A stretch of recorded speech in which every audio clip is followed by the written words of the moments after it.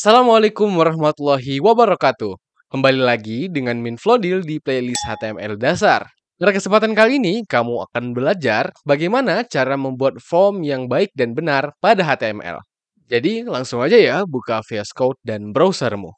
Eits, sebelum kita ngoding, Minflow mau kenalin Prosa.ai yang merupakan perusahaan artificial intelligence asli Indonesia yang akan mengadakan kelas bertema Masterclass Pembangunan Aplikasi Masa Depan, Inovasi dengan ChatGPT dan LLM untuk programmer pemula hingga mahir yang akan diisi oleh Dr. Engineer Ayu Purwarianti STMT selaku co-founder Prosa.ai dan Agung Baptiso ST selaku Software Engineer Prosa.ai.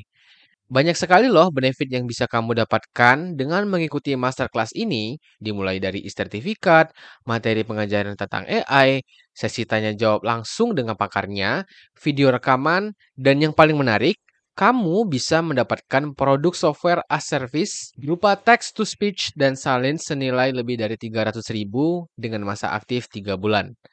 Kelas ini akan diadakan pada Sabtu tanggal 30 Maret 2024 dengan 2 sesi, yaitu sesi pertama pada pukul 10 sampai 12 waktu Indonesia Barat dan sesi kedua pada pukul 13 sampai 15 waktu Indonesia Barat. Untuk detail materi per sesinya bisa kamu lihat di layar ya. Terus Minflow, cara ikutannya gimana sih? Nah, buat kamu yang ingin ikutan, bisa langsung beli tiketnya di link ini, atau nanti bakal Minflow taruh di deskripsi ya. Jadi untuk pilihan tiketnya, yang pertama ada Early Bird dari tanggal 20 sampai 25 Maret 2024 seharga Rp300.000 per peserta. Yang kedua ada presale tiket yang dibuka tanggal 26 sampai 28 Maret 2024 seharga Rp400.000 per peserta. Dan untuk tiket normal yang bisa kamu beli di tanggal 29 Maret 2024 seharga Rp699.000 per peserta. Nah, buat kamu seorang mahasiswa, ada juga loh paket bundling seharga Rp1.000.000 untuk 5 orang mahasiswa yang bisa kamu beli sebelum tanggal 25 Maret 2024. Jadi supaya kamu mendapatkan tiket dengan harga yang murah, kamu bisa membelinya lebih awal atau sebelum tanggal 25 Maret. Oke, kita lanjut ngoding ya. Nah, kamu pasti pernah melihat beberapa komponen ini ya. Di sebelah kiri ada form login dan sebelah kanan ada Google Form sebagai contohnya. Mungkin kamu terpikir bagaimana sih cara membuat form yang baik dan benar menggunakan HTML? Kita akan kupas tuntas di sini. Jadi, untuk membuat form pada halaman website, kamu perlu menggunakan tag form. Elemen form adalah wadah untuk berbagai jenis elemen inputan seperti input, checkbox, radio button, submit button, dan lain-lain. Form pada halaman website tentunya berguna untuk meminta inputan dari user. Setelah penjelasan tentang form tadi, kita akan bahas dulu nih elemen-elemen apa saja yang ada di dalam tag form. Oke, yang pertama ada tag input. Sesuai namanya, tag ini digunakan untuk menerima inputan dari user dengan tipe inputan yang berbeda-beda. Kita bisa membedakan menggunakan atribut type yang ada pada tag input. Dengan value bisa merupakan teks, radio, checkbox, submit, dan lain-lain.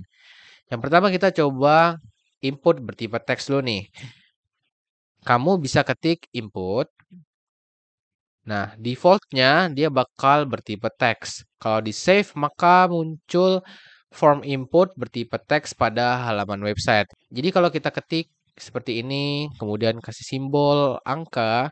Nah, apapun yang kita ketik dalam ini, browser akan mengenali bahwa ini adalah string atau teks.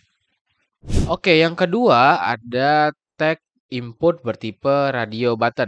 Jadi radio memungkinkan user dapat memilih salah satu opsi dari segala opsi. Misalnya nih, kamu ingin membuat klasifikasi gender. Nah, kan gender ada dua, yaitu laki-laki dan perempuan. Kamu bisa menggunakan radio button ini.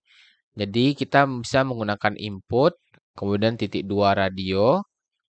Nah, kalau kita enter, bakal otomatis tergenerate 3 atribut di dalamnya, yaitu tipe yang radio, kemudian name sama ID. Nah, name ini buat apa sih? Name ini sebagai penanda bahwa kamu ingin mengklasifikasikan apa. Tadi kan kita sebut gender, jadi penamaannya bisa saja kita tulis di sini gender atau jenis kelamin, bebas. Tidak ada aturan khusus untuk penamaan di sini. Kemudian di dalam ID, nah ID ini kita bakal kasih tahu inputan ini bakal berisi apa gitu. Misalnya yang pertama ada laki-laki. Nah, udah muncul tapi user nggak tahu kalau ini adalah radio button untuk laki-laki.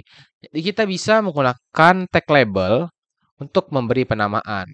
Kalau kita enter, nah dia bakal otomatis tergenerate satu atribut di dalamnya, yaitu for. Jadi maksudnya label ini untuk radio button apa, untuk inputan apa. Jadi kita perlu samakan value dari for dengan ID dari inputan yang akan kita hubungkan, yaitu laki-laki di sini. Jadi kita tinggal copy, kemudian kita taruh sini. Dan akhirnya inputan dan label ini sudah terhubung. Jadi kita kasih penamaan di sini laki-laki. Nah, seperti itu. Kemudian untuk perempuan, sama aja. Kita tinggal kasih BR dulu biar ada space. Copy. Nah, kita ganti nih untuk ID dan for-nya menjadi perempuan. Ctrl D, perempuan. Kemudian kita ganti untuk label. Nah, sekarang udah muncul untuk klasifikasi dari laki-laki atau perempuan. Jadi user hanya bisa memilih salah satu dari dua opsi ini, laki-laki atau perempuan. Nah, kalau kamu tidak menggunakan name ini, pengklasifikasian, nah, misalnya inflow hapus nih. Nah, dia bakal error ya, dia bakal bisa memilih dua gitu. Karena ini tidak sesuai fungsi dari radio button sebenarnya. Kemudian tag input bertipe checkbox. Checkbox ini hampir sama ya dengan radio button. Bedanya kalau radio button, user itu hanya dapat menginput satu opsi saja. Kalau checkbox dia dapat menginput lebih dari satu opsi.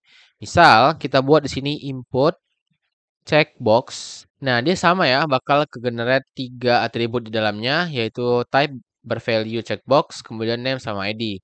Misalnya kita buat checkbox ini untuk pengklasifikasian makanan favorit. Jadi kita buat name-nya itu fav food. Kemudian ID-nya kita buat misalnya martabak. Nah, ini kita kasih BR dulu. Kemudian di sini kita kasih label. Kita samakan nih dengan inputan dari checkbox. Kita hubungkan labelnya. Martabak.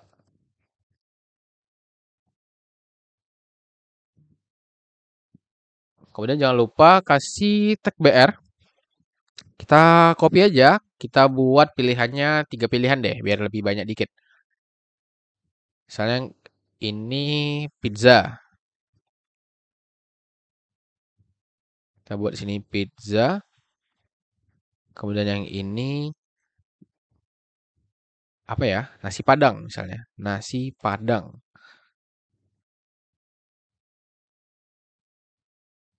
Nah, jadi tuh checkboxnya. Jadi kalau yang pertama nih, input teks, misalnya kita buat penamaan untuk inputan nama orang. Nama orang. Oke, jadi misalnya demo formnya gini. User menginput namanya di sini. Kemudian dia memilih laki-laki atau perempuan gendernya. Misalnya sini laki-laki. Hanya bisa pilih salah satu ya. Kemudian makanan favoritnya apa? Misalnya dia suka semua. Jadi kita bisa checklist semua nih checkboxnya. Atau misalnya hanya suka salah satu saja. Atau martabak, pizza, atau nasi padang. Seperti itu. Dan yang terakhir, tak kalah penting yaitu tag input bertipe submit. Jadi input bertipe submit ini harus ada di setiap form. Karena fungsinya sebagai penyelesaian sebuah form, sehingga form akan diproses oleh browser. Jadi kita buat sini input bertipe submit. Jadi input bertipe submit ini sama aja kayak button submit. Nah, seperti itu. Jadi, kegunaannya kalau misalnya user sudah menyelesaikan semua formulirnya.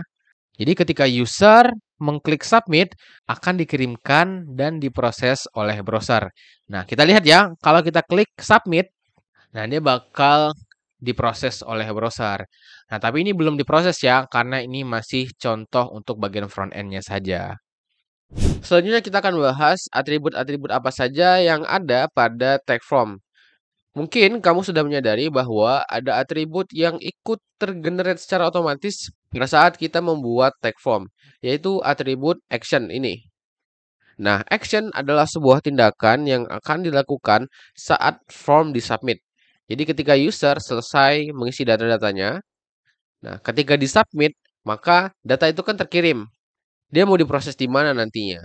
Misal, akan diproses di main.js dan sebenarnya ini adalah tugas backend. Jadi kita tidak akan mengupas tuntas di sini. Minflow hanya kasih garis besarnya saja.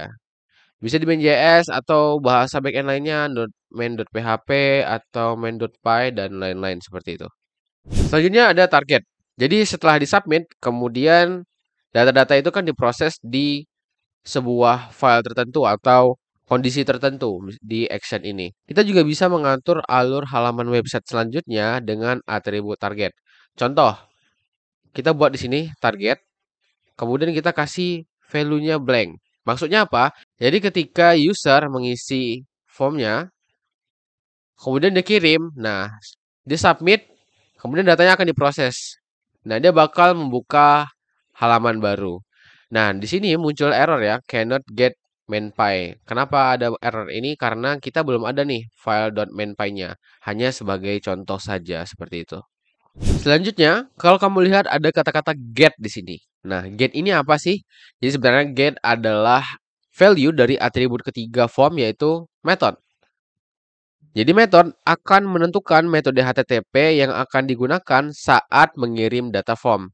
Jadi method ini memiliki dua nilai ya di dalamnya, dua value. Yang pertama ada get, kedua ada post. Kalau kita tidak mendefinisikan atribut method ini, maka secara default value-nya adalah get. Lagi dan lagi, untuk penjelasan get dan post ini, kita tidak akan bahas di sesi HTML dasar karena ini menyangkut pada proses bagian backend. Oke, jadi buat kamu yang mengalami kendala dalam mengodingnya, bisa chat di kolom komentar ya, atau DM Instagram Minflow di deskripsi. Next video mungkin adalah video terakhir dari playlist HTML dasar ini, yang dimana kita akan membuat website sederhana dari apa yang telah kita pelajari sampai saat ini. Jadi Minflow harap kamu tetap stay di channel Lukan Anak IT dan jangan lupa untuk hidupkan loncengnya agar kamu tidak ketinggalan di video-video berikutnya. Jadi Minflow pamit dulu. Assalamualaikum warahmatullahi wabarakatuh.